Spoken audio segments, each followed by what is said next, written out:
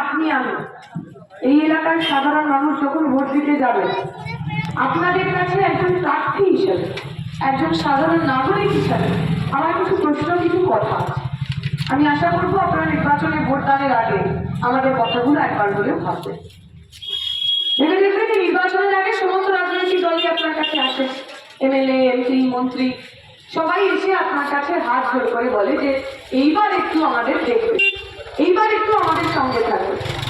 সারা বছরে 5 বছর এই একটাই সময়, যে সময় আপনার নির্বাচিত প্রতিনিধি, আপনার এমপি, এমএলএ, মন্ত্রীরা আপনার কাছে এসে হাত জোড় করে মাথা নিচু করে ভোট চায়।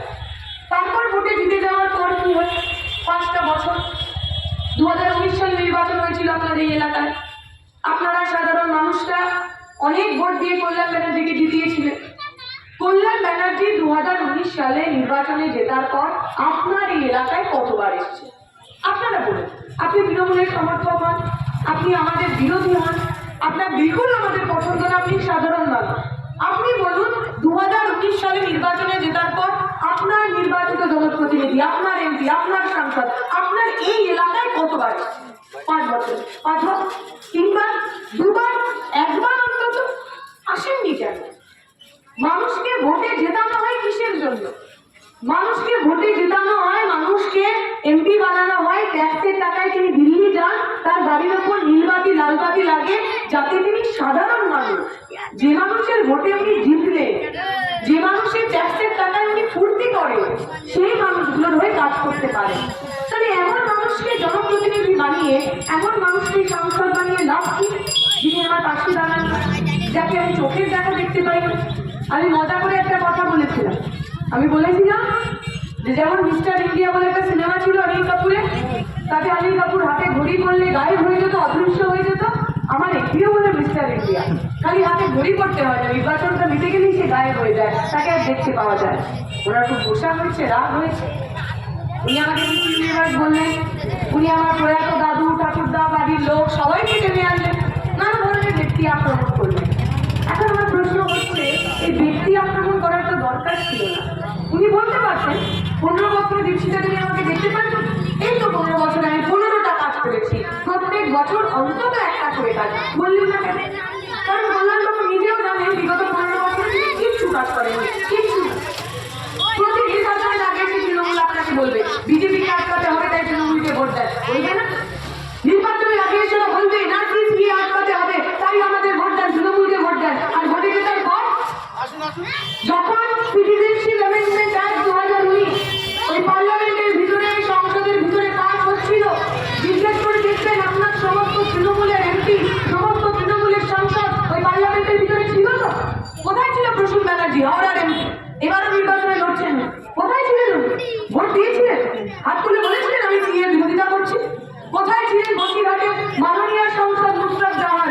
সিভিল পার্লামেন্টের ভিতর হাত তুলে বলেছিলেন সিটিজেনশিপ অ্যামেন্ডমেন্ট অ্যাক্ট, সিএএ, যার মানুষকে হিন্দু মুসলমানে ভাবতে চায়, আমি তার বিরোধিতা করছি? কোথায় ছিলেন মিমি চক্রবর্তী, যাদবপুরের এমপি ছিলেন? কোথায় ছিলেন? ছিলেন নাকি পার্লামেন্টের ভিতরে? বলেছেন যে আমি ভারতীয় নাগরিক হিসাবে আমার ভারতকে, আমার বাংলাকে ধর্মের নামে ধ্বংস দেবো না, বলেছেন নাকি? ছিলেন নাকি? তাহলে নির্বাচনের আগে এসে আমি তোমার সিএ এর কথা বলে ভোট নেব, আর পার্লামেন্টের মধ্যে যখন সিএ নিয়ে কথা হবে তখন আমি গায়েব হয়ে যাবো? এমন লোককে আপনারা ভোট দেবেন? এমন লোককে আরেকবার সুযোগ দেওয়া যায়? ওরা আপনাকে বলবে আমাদের ভোট দিন, আমাদের ভোট দিন, নয়তো বিজেপি চলে আসবে। আরে বিজেপি চলে আসবে তো পরে, বিজেপির নেতারা যে তৃণমূলে চলে আসছে সেগুলোকে আটকাতে পারছো না কেন? একের পর এক বিজেপির নেতাকে তোমরা তৃণমূলে নিয়ে এসেছো। এই সময় দাঁড়িয়ে টোটাল 5 জন এমন রয়েছেন যারা বিজেপির টিকিটে আগের বারেও নির্বাচনে লড়েছেন, কেউ কেউ জিতেছেন, তারা আজকে তৃণমূলের ওই টিকিটে প্রার্থী হয়েছে। মনে থাকবে আপনাদের কৃষ্ণ কল্যাণী, এখনো আগের বারের দেওয়ালটা মোছা হয়নি, তার পাশেই এবারের দেওয়াল লেখা হয়েছে। একদিকে আগের বারের পদ্ম ফুলের কৃষ্ণ কল্যাণী, আর তার ঠিক পাশে এবারের জোড়া ফুলের কৃষ্ণ কল্যাণী। তাহলে যে লোকগুলো এতদিন ধরে বিজেপি করলো, যে লোকগুলো এতদিন ধরে বিজেপিকে সাম্প্রদায়িক হানাহানির কথা, হিন্দু মুসলমান ভাগাভাগির কথা বললো, তাদের কোনো সাজা করা তৃণমূলে মমতা ব্যানার্জি নিয়ে গেল? সাজা দিলেন না কেন? শাস্তি দিলেন না কেন? বললেন না কেন সাম্প্রদায়িক লোক ওরা, সাম্প্রদায়িক লোককে আমি আমার পার্টিতে নেব না, আমার পার্টি মা মাটি মানুষের পার্টি, আমার পার্টি হিন্দু মুসলমানকে একসাথে রাখতে চায়, ওদেরকে আটকালেন না কেন? আরো বড় খেলোয়াড় বাবুল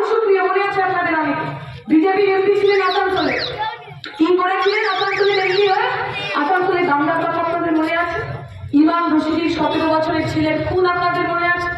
ওই ইমাম রশিদির খুন হয়ে যাওয়ার পর যখন ইমাম সাহেবের কাছে মানুষজন এসেছে বলছে আমরা বদলা নেব, ইমাম সাহেব রাস্তায় দাঁড়িয়ে বলেছিলেন আমি জানি পুত্র হারার শোক কি, আমি জানি বাড়ির সন্তান যখন মারা যায়, যখন মানুষ তার আপনজনকে হারায় তার কষ্ট তার যন্ত্রণা কিরকম হয়, আমি বেঁচে থাকতে একজন মানুষের গায়ে অন্য ধর্মের হাত পড়বে না, কোনো বদলা আমি চাই না। এইটা তো ছিল ইমাম রশিদির কথা।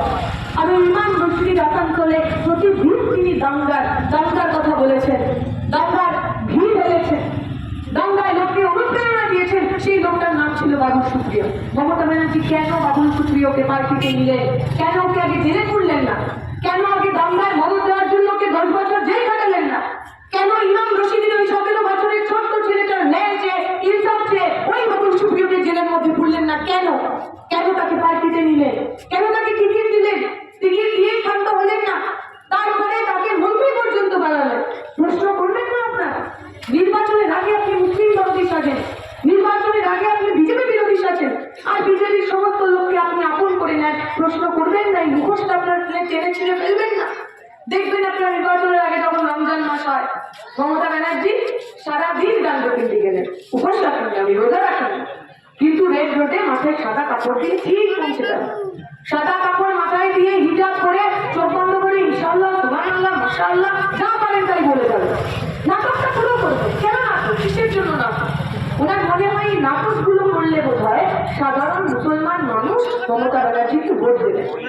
আমরা বলছি আপনি হিন্দু হন অথবা মুসলমান, আপনি মন্দিরে যান অথবা মসজিদে যান, আমার রাজনৈতিক দল বা এই রাষ্ট্রের কোথাও কোনো অধিকার নেই আপনার ধর্মে ইন্টারফেয়ার করার, আপনার ধর্মে হস্তক্ষেপ করার, কোথাও তার কোনো অধিকার নেই।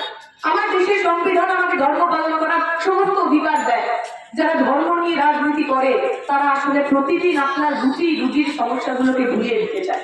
মমতা ব্যানার্জি হিন্দু মুসলিম বারবার বলবে যাতে আপনি প্রশ্ন না করতে পারেন।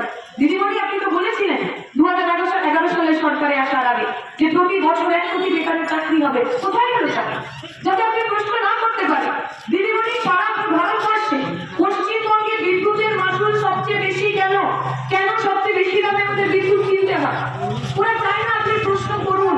এই পশ্চিমবঙ্গের বুকে কেন সন্দেশখালীর মতো ঘটনা হয়? রাজ্যের প্রথম মহিলা মুখ্যমন্ত্রীর আমলে মহিলারাই সুরক্ষিত নন কেন? এই প্রশ্নগুলো যাতে আপনি না করতে পারেন তাই প্রতিদিন হিন্দু মুসলমান মন্দির মসজিদ ওরা ভেঙে দিতে চায়।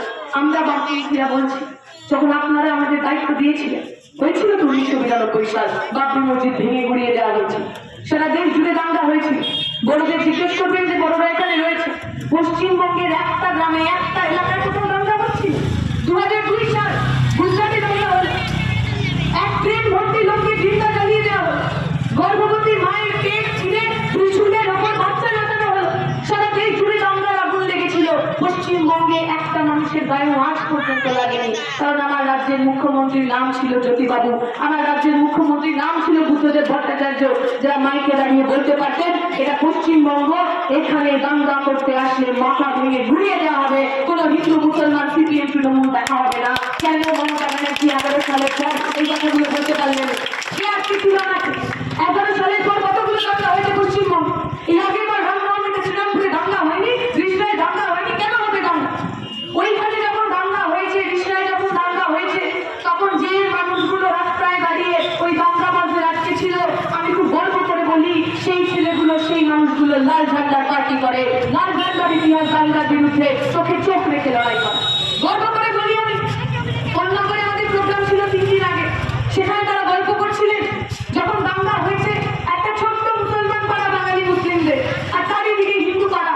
যখন খবর এলো দাঙ্গা হয়েছে, ওই হিন্দু পাড়ার মানুষগুলো লাল ঝান্ডার মানুষগুলো ব্যারিকেড করে দাঁড়িয়েছিল, চারদিক ঘিরে দাঁড়িয়েছিল যাতে একজন মুসলমান ভাইয়ের গায়ে আঁচ পর্যন্ত না লাগে।